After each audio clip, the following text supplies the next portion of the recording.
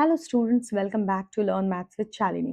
Last video में हमने exercise 6.1 किया था, बट हमने दो क्वेश्चन नंबर 4 और क्वेश्चन नंबर 5 के सब क्वेश्चन नंबर 2 हमने छोड़ दिया था बाय मिस्टेक। सो आज हम क्या करेंगे, आज हम एक्सरसाइज 6.2 स्टार्ट करेंगे, बट उसके पहले हम क्वेश्चन नंबर 4 और सब क्वेश्चन नंबर 5 का 2 जो है वो हम करेंगे। Okay, so let's start. Question इसमें क्या कहता है कि find perimeter of the sector. क्या है, अगर एक सर्कल है, उसका पिज्जा का piece is the sector, right. तो सेक्टर का पेरीमीटर मतलब ये आर्क, जो आर्क है, और ये दो रेडियस, राइट। तो ये हमें फाइंड आउट करना है जब रेडियस 14 सेंटीमीटर है, angle 75 degree. Okay, radius 14 centimetre and theta is 75 degree, right.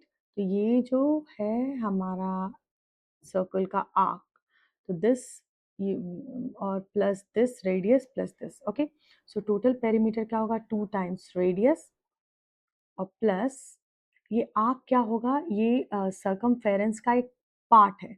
Circumference 2 into pi into r, right, that is 14 multiplied by theta upon 360 degree, right. तो हमारा पेरीमीटर जो है वो हो जाएगा 2 into 14 28 plus 2 into 3.14 multiplied by 14 into 75 degree upon 360। Okay, यहाँ पे अगर हम 28 प्लस ये 3.14 की जगह अगर हम 22 अपॉन 7 लेंगे तो भी ये अच्छे से फाइंड आउट कर सकते हैं, क्योंकि ये 2 टाइम्स होगा, right. and multiplied by 75 upon 360। Okay, तो 360 हम 2 से कट करेंगे, we will get 180, अगेन 2 से कट करेंगे, we will get 90, और 75 अगर 15 टाइम्स होगा तो 19 18 टाइम्स होगा, राइट। सो बेसिकली हमें 28 प्लस 22 इंटू 15 अपॉन 18 मिला, 11 upon 9। So 28 plus 11 into 15 upon 9। So 28 plus 11 into 15 क्या होगा, 165 divided by 9। तो ये हमें मिलेगा 28 plus 18.33। सो ये होगा 46.33, ओके, सेंटीमीटर। ओके, 5 का सेकेंड सब क्वेश्चन, तो ये हम देखते हैं। ये डायग्राम है, अब इसमें हमें हाफ सर्कल, एक सर्कल जिसका रेडियस जो डायमीटर 8 सेंटीमीटर और एक हाफ सर्कल है जिसका डायमीटर 12 सेंटीमीटर, और ये दो जो जॉइन किए हुए हैं, ये पार्ट और ये पार्ट, ये दोनों हमें क्या मिलेगा, ये 12 माइनस 8 करेंगे तो 4 मिलेगा, 12 माइनस 8 इज 4। तो ये दोनों, ये पार्ट और ये पार्ट मिलाकर 4 होता है, मतलब ईच 2 है। ओके, सो पहले तो हाफ सर्कल के लिए है, तो half into 2 pi r, 2 pi r या 2d, sorry pi d, pi into d is 8 for small वाला हाफ सर्कल, और हाफ मतलब हाफ सर्कमफेरेंस चाहिए हमें, half circle into pi into d 12 centimetres, right, और प्लस 2 प्लस 2 4। ओके, सो ये हुआ हमें 4 मिला, इधर मिला हमें 6, so 4 pi plus 6 pi plus 4। Okay, तो 10 पाई प्लस 4, सो 10 पाई क्या होगा, 3.14 अगर पाई की वैल्यू है तो 31.4 जो है वो 10 पाई की वैल्यू होगी, plus 4 equals to 35.4 centimetre. Simple है। ओके, अब हम एक्सरसाइज 6.2 स्टार्ट करते हैं। क्वेश्चन नंबर 1, उसमें क्या है, एरिया हमें शेडेड का निकालना है, ADE का। ओके, तो ये एक रेक्टेंगल है जिसका एक साइड जो है 8 सेंटीमीटर है और एक 10 सेंटीमीटर है। Okay, length and breath.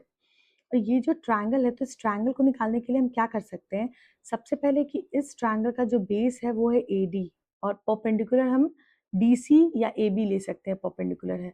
वो जो इस ट्रायंगल से। ओके, तो 6.2 का क्वेश्चन नंबर 1 कुछ ऐसा डायग्राम बना हुआ है।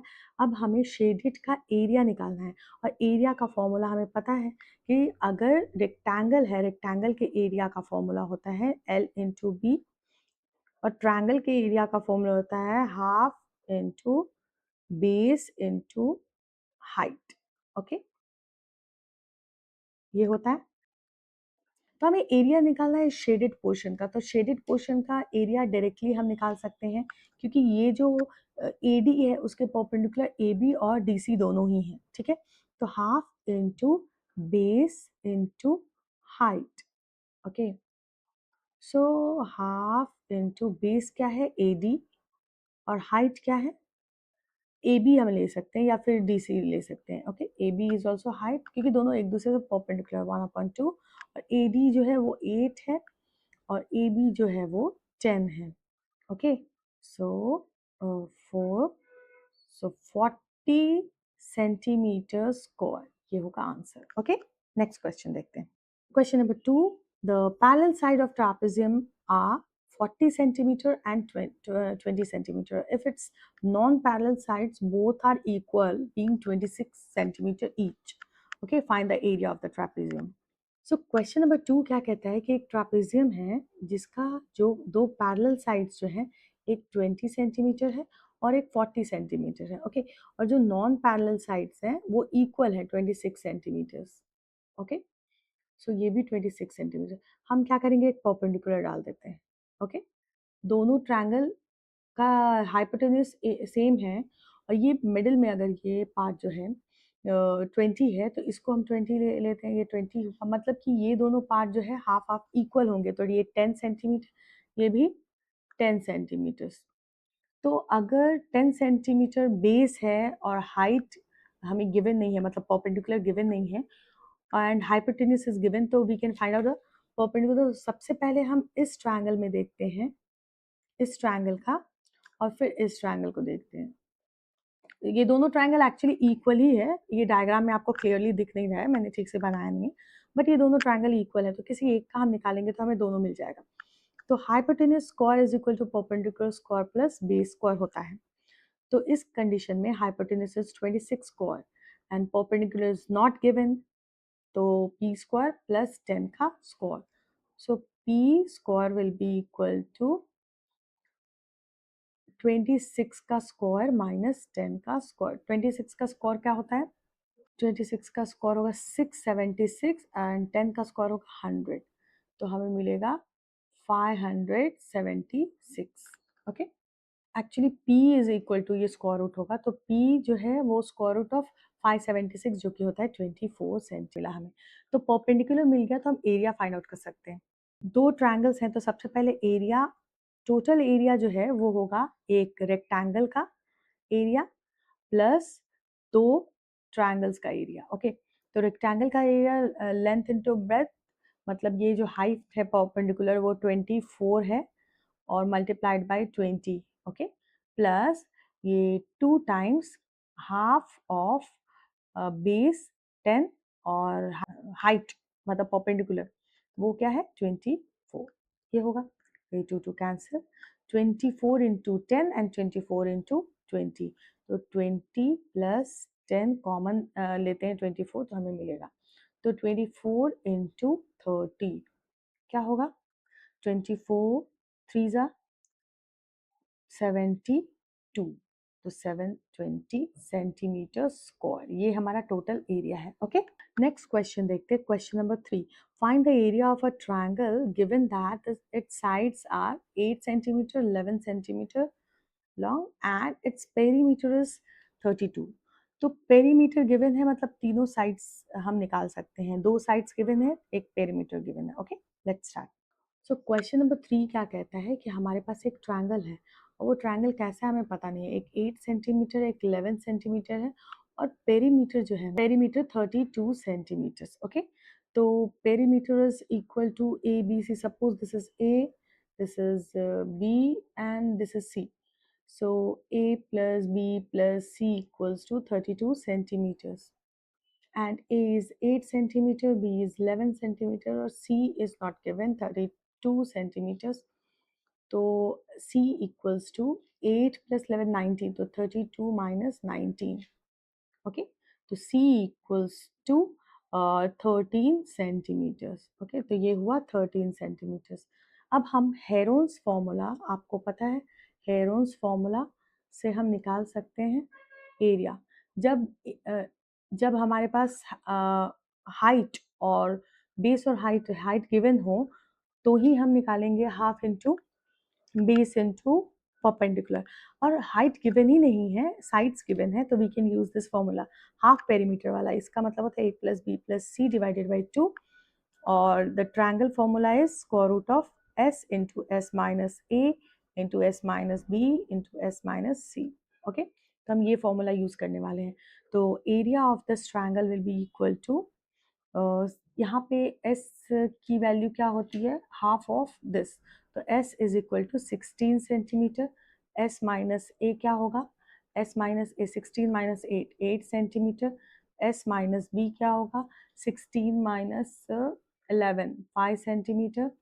और s माइनस c भी हम निकाल लेते हैं. s माइनस c क्या होगा, ये होगा 16 माइनस 13 3 सेंटीमीटर्स. ओके, तो ये मिल गए हैं. तो ट्रायंगल का area will be equal to s into s is 16 centimetre multiplied by s minus a 8 centimetre multiplied by s minus b 5 centimetre multiplied by s minus c 3 centimetres. Okay, तो square root के अंदर हमें 16 into 8, तो 16 is square of 4, 8 is square of 2 into 2 into 5 into 3. Okay, सो हमें जो भी square में है वो बाहर निकाल सकते हैं. तो 4 into 2 बाहर आ गया and 2 into 5 into 3 10 into 3 30. Okay, so 8 centimetre square. Next question देखते हैं, question number 4. The sides of a triangular plot are in the ratio 3 5 7. Its perimeter is 300 meter. Points its area. तो तीन रेशियो जो है 3 5 और 7 है और 300 मीटर पेरीमीटर है. एरिया फाइंड आउट करना है. तो क्वेश्चन नंबर 4 क्या कहता है कि 3 5 और 7 के रेशियो में तीन साइड्स हैं, मतलब ए बी सी अगर हमने तीन साइड्स लिया और इसका पेरीमीटर जो हो रहा है वो है 300 मीटर्स है. ओके, तो सबसे पहले हम इसे रेशियो में है तो A equals to 3x, B equals to 5x और सी इक्वल्स टू 7x ले लेते हैं. राइट, तो तीनों का सम जो है 3 plus 5 8 plus 7 15. 15x equals to 300. Okay, so 20, so x equals to 20. Okay, तो a की वैल्यू क्या होगी, 3 into 20 which is equal to 60 meters. b की वैल्यू क्या होगी, 5 into 20 which is equal to 100 meters. and c की वैल्यू क्या होगी, वो होगी 7x, 7 into 20 which is equal to 140 meters. Okay, अब फॉर्मूला यहाँ पे वही यूज करेंगे हम. तो सबसे पहले s की वैल्यू क्या होगी, s equals to a plus b plus c divided by 2. तो perimeter is 300 meters, so half perimeter will be equal to 150 meters. Okay, next is s minus a क्या होगा, s is 150 minus a is 60, तो ये होगा हमारा 90 meters. s minus B जो है वो होगा 150 minus 100, 100 equals to 50 meters. And s minus c जो है वो होगा 150 minus 140, 140 which is equal to 10 meters. Now the area will be equal to s into s minus a into s minus b into s minus c होता है. तो directly हम लिख देंगे area s equals to 150 multiplied by s minus a 90 multiplied by 50 multiplied by 10. Okay, सबसे पहले 4 zero है, मतलब 4 टेंस होंगे तो वो 2 तो बाहर आ जाएंगे. 100 मतलब 100 का स्क्वायर तो रहेगा ही. फिर ब्रेक करते हैं इसको, 5 into 3 into 3 into 3 into 5. Okay, और इंटू 100 का स्क्वायर. तो ये 5 इंटू 5 2 टाइम्स है, 3 इंटू 3 ओके।